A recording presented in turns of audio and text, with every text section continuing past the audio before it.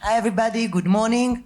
So I have the pleasure and the privilege of hosting Lisya and Ron. The topic is Show Me the Money. So let's see if we can say something innovative about Show Me the Money.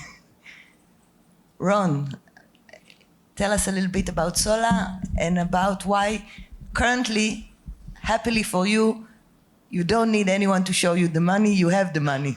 Yeah, so as you mentioned, we started Sola about 1.5 years ago, and we raised a very significant seed of $30 million, followed by round A that happened about 2 months ago of additional a little bit more than $35 million. So all in all, we're almost touching the 70 million. And the idea behind it is not about the ease of raising funds, because that's never easy, I think. It's about how big the company or how huge the challenge that you have to deal with is.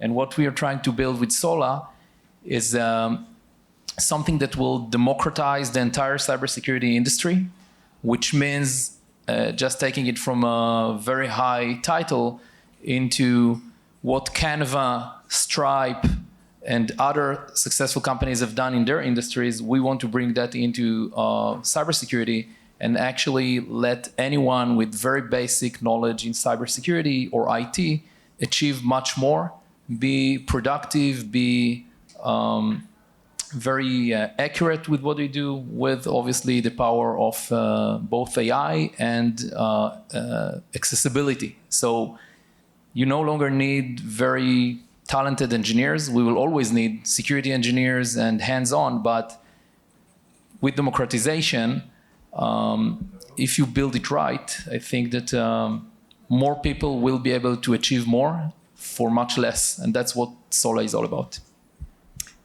So, Lisya, you usually provide the companies with the money, so you're the one that they are coming to. Tell us a little bit about Elron's strategy. When you are looking for exciting new investments, what are you looking for? What do you think about Sola and the model? I love the model of Sola. Elron is a publicly traded company, and we are investing in the early growth in cyber, defense, deep tech, and AI. What is happening that now in the market, actually it shows that we have available money to invest. This is the number one. And many people are coming that, Lisya, is it feasible even to invest that with a huge valuations and huge rounds, even from the pre-seed stage, seed stage? Will it create expectations down the road when expectations are not met, when the exits are not happening, when the round Bs are that expected that billions of dollars, and then it will be that difficult to find that additional investors? It's all correct. I cannot say that. Yes, there is a risk, there is a downside. But on the other side, we are venture capital. We are investing where there is a risk. And today, what is happening in the market, because of the acceleration of the AI and because of the deep tech technology, we see more mature companies from day one.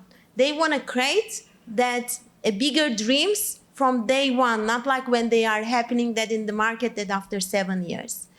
And the second thing is what we see, the second-time founders, they are coming that to the market. Yes, they do great exits and they have that M&As. They enjoy that 1 week of their time that in Maldives, but after 1 week, they want to create already a second startup. And this is what is happening. And when they are coming to the markets, they have already a trust from the investors because they know that not pinky days, how the founders are managing that when the times are that difficult. And it's not always an easy period, especially in the cybersecurity. The luck is that, yes, as investors, we see high multiples, shorter time to exit, but we have that also not pinky days. And especially not pinky days when it's happening, like the IPO waves we had, then we need to make sure that as an investor, we are supporting the companies. So today, I have 25 portfolio companies together with Yaniv, with the CEO of Elron. And each and every company, either we lead, co-lead, or we do also follow investments, but we are working with the founders. This is the bottom line. Great. So you mentioned putting money in the companies. Let's talk a little bit about the exit strategy, because at the end of the day, eventually Ron wants to sell or become public, and you have your investors. So Ron, now at Sola, what is your exit strategy? I mean, you are aiming very high, which means that the amount of corporation that will be eligible to actually acquire you is getting smaller and smaller, because we are looking at you at something huge. And the other strategy is IPO in these kind of situations. When you look into the future, what do you have in mind? That's pretty easy. I think that the world currently is going under a hyper transformation. So everybody experience it. AI is changing everything. And I think that the financial models are also going to change very significantly. We don't build Sola with an exit strategy in mind. We build Sola simply to tackle a huge problem. The options will come later, either an IPO or acquisition, but that's not the goal. The goal is to build a company that serves what we wanted it to do, which is bring value to as many people as possible and simply break the silos that exist in security today. Think about having thousands of customers with the ability to, in a self-service and affordable way, acquire security solutions that could never been acquired before or required very heavy lifting resources or budget implications on the security team, and that's so far from what we are trying to do.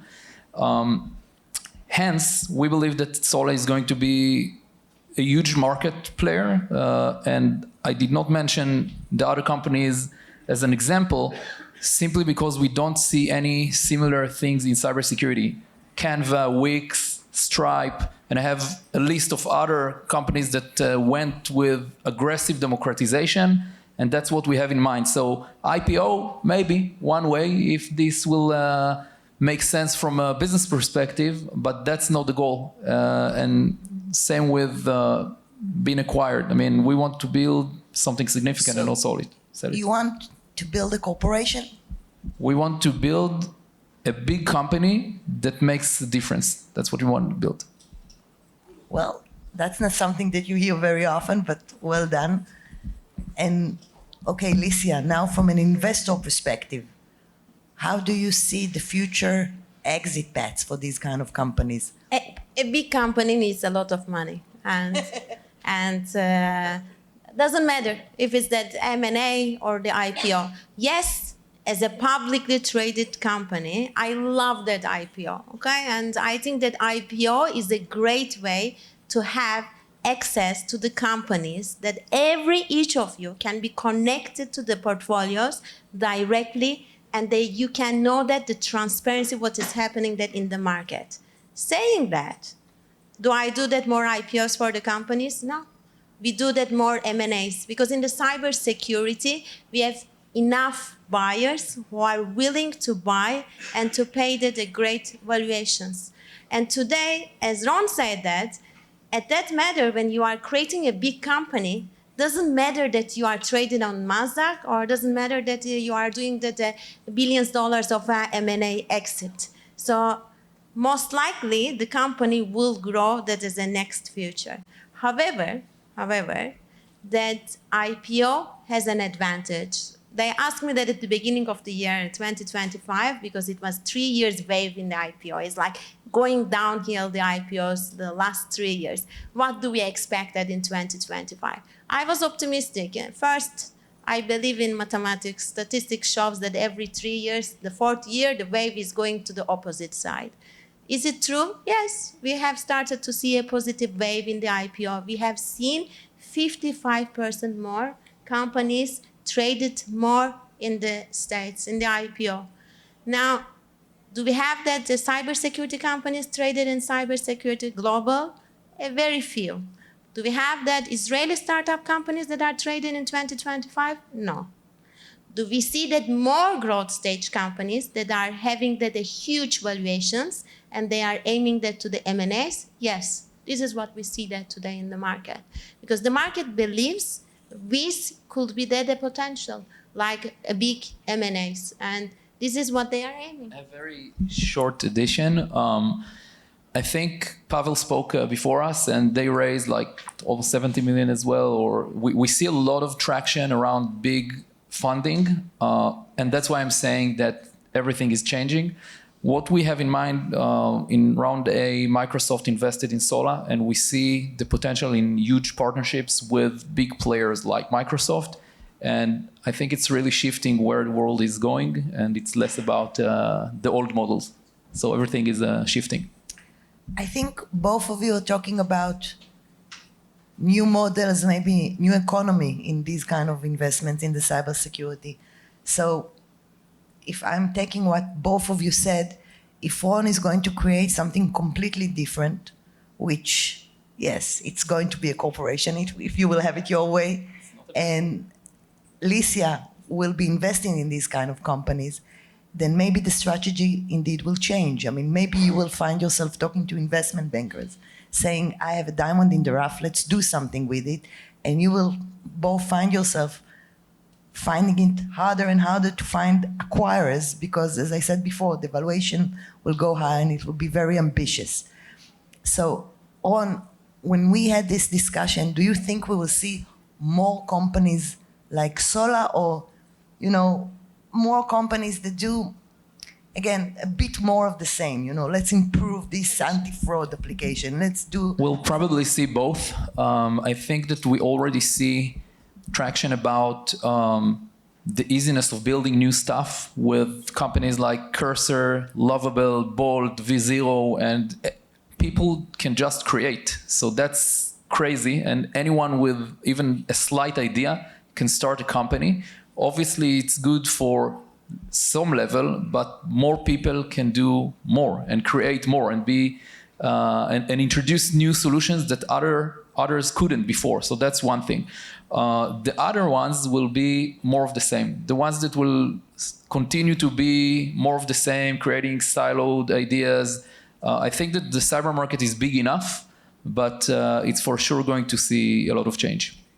And Lisya, if you will have your choice, will you be looking in the future to invest in more of the same companies, knowing that you have, a decent exit? Both, because I believe in the balance. There is the demand is that high, but also the pain is that high. So we need both of the solutions in the market. Eventually, the replacement will happen much stronger. And the traditional will be that less and less will that having that fundraising on the future. But as of today, we need both. And as of today, we invest also in both. Today, we are talking more than close to $600 billion investment in 2026 for cybersecurity startups and companies. Like, there is possibilities, and even though it seems that there are many companies, close at 25,000 companies, cybersecurity, not everyone is that touching the pain point. So actually, the list is much, much shorter when it comes to bigger investments, okay, to higher investments with higher valuations. And you think, the trend was, yes, that cybersecurity investments are easy. Software investment, you put the money, short roll over 3-4 years exit, yada yada. Ron is now taking it to a more ambitious plan. Do you think it will intimidate part of the investor, or they will get used to the fact that cyber is not wham bang, thank you ma'am, and let's do the exit in 3 years, triple our money and go to the next investment? The investors always want to be a part of the trends. Even though they say that they are scared with the high valuations and everything, they want to jump into the situation. What I see that now that in Elron, even though that we are investing up to $10 million, the first ticket size, because of the places that of the companies that we need to invest, I'm creating that family offices that wants to enter with a higher ticket size, with $30-40 million into the companies, because what we see, they want to be part of this trend, and they want to give a chance that what will happen there to the type of the companies, because they have a deep core technology, and the founders are that created trust in the sector. Are you concerned sometime, Ron, that the investor will push you too soon for an exit? Or do you... Time's up, but not concerned at all. Okay. So, no, that's great. So I'm not concerned at all, generally. you believe that they will follow your dream and understand the I've been in vision? cyber for the past 25 years. That doesn't concern me. I mean, they trust us, and we feel very good. They have the same values vision. and yeah, exactly. And that's great. So any famous last word from both of you, in your view as an entrepreneur, and then Lisya will give her last word to the nation as an investor. I love the fact that we live in those times, and let everybody do what they're best at. I can see why you like him. Definitely. But I believe in Israel, we will create now $1 trillion investments. And cybersecurity is one of them. And now is that the market that we started to see that from 2025 is just only growing. Like, we need to invest more and be more connected to the founders, to their dreams, not to our dreams, to their dreams. So you are optimistic about 2026? You think I am that very we will see? optimistic. Yes. That's why I like to work with Lisya, because she's optimistic. I think that it's true. I mean, us lawyers, we see some positive traffic, and we're very excited. I mean, it's always fun to work with people with new dreams and vision. And I think that all the three of us wish you all a very successful 2026. I hope that it will be a great year for you, for your companies, for your investments. Cheers. Thank you, Einat. Thank you.